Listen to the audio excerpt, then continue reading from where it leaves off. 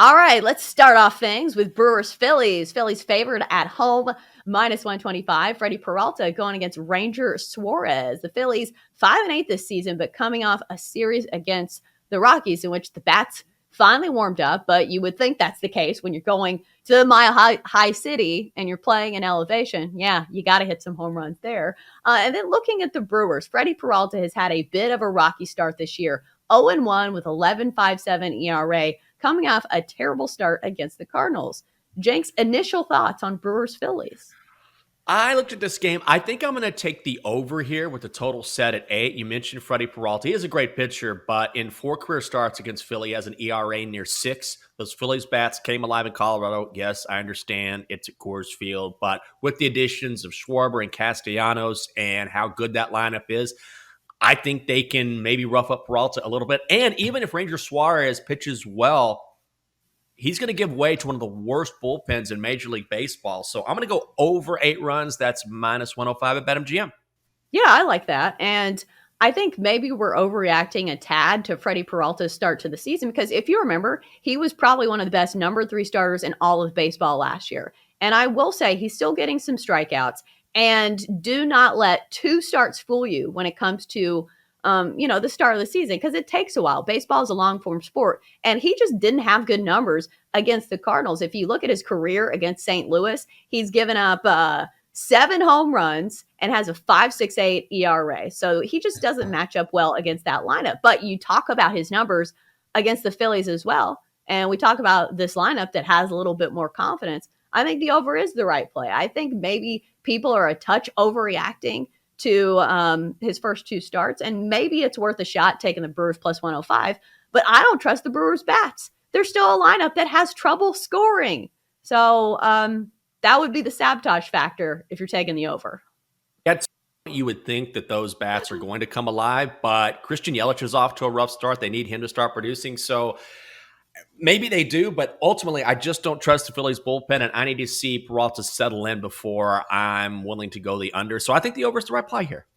All right, let's move on to the AL East, where the Rays are hosting the Red Sox. Rays home favorites here, -140. Total is 8.5. Michael Wacha taking the bump for the Red Sox. Last 2 years, his ERA was 6.62 and 5.05. This year, he's off to a hot start. 0.96 is his ERA, but remember, it is April, so let's not read too much into that. Corey Kluber facing Wacha for the Rays. He is 0-0 with a 1.86 ERA.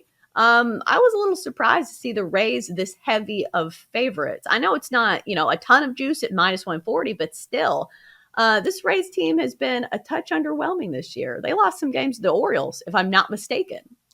They have. It's a little too juicy for me, so I'm not going to play it. If I did, I would still go Rays money line just because Wacha, even though he's off to a great start, in 3 career appearances against Tampa, he's 0-3 with an ERA of 8.16, and the Rays are batting .317 against him. Also, the Rays have won 18 of their last 29 meetings with the Red Sox. And when you look at that Red Sox lineup, once again, they're going to be missing JD Martinez. He's going to be sitting out with that strained adductor muscle. That's one of the reasons yesterday I like the under in the Red Sox Blue Jays game. And that came home because he was out for the Red Sox and George Springer was out for the Blue Jays. I think you take Martinez out of that lineup. I don't really trust Wacha here. So give me Rays on the money line. I misspoke. It was not the Orioles. It was the A's that the Rays lost 4 of 5 games to. Maybe the A's are a little bit better than we expected, but still, both of these teams have been underwhelming. I think every time I've bet on the Red Sox, they've lost. So this is a stay away for me. Heading out to Houston, where Justin Verlander takes them out for the Astros, and that's why they're big favorites, -165 against the Blue Jays. Ross Stripling opposing Verlander with a 0-0 record and a 3 ERA. Do we think Justin Verlander continues a very hot start to this season? A .69 ERA. Nice. Through 13 innings of work. But this is a hefty price on the Astros. It is. The way I'm going to play this is I'm going to bet the under, juice to -120. It's set at 8.5. The total is. And even if Verlander doesn't pitch like he did previously, I certainly don't expect that because he pitched 8 scoreless last time out. But as a team, the Astros, as good as they are from top to bottom, that lineup right now has the worst average in baseball. They're averaging, 199 as a team. And meanwhile, you got Toronto, who has allowed 3 or fewer runs in 6 of their past 7 games. Everything here screams under to me. So that's going to be my lean today.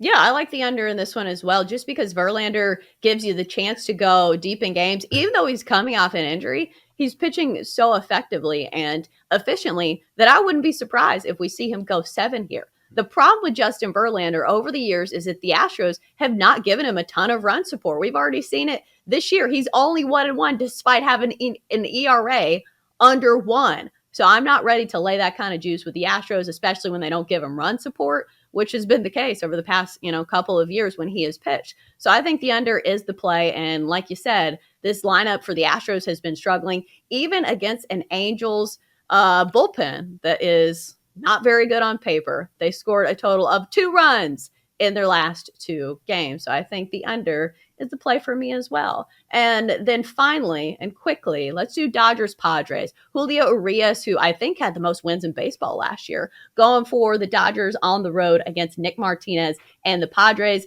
Dodgers minus 185 here. Jenks, I think I kind of want to play the squares play in baseball here. Dodgers on the run line. Oh, do you? Okay. Well, I was going to go Dodgers first 5-run line, which is juicy, but it's not as juicy as minus 170. So it's minus 130. Urias got on track in his second start of the season when he faced the Reds, even though I know it's the Reds. So what does that mean? But lifetime against the Padres, he's 3-1 with an ERA under 3. And Martinez has never faced the Dodgers in his career. So that to me is a huge red flag. Like, oh, you're facing the Dodgers for the first time. You could get roughed up, especially with Urias on the other side. So I'm going to lean Dodgers first 5-run line. Yeah, and the Dodgers in the full game run line have been 9-3 against the number. If you're playing that super square play, I think it is a good matchup here for the Dodgers.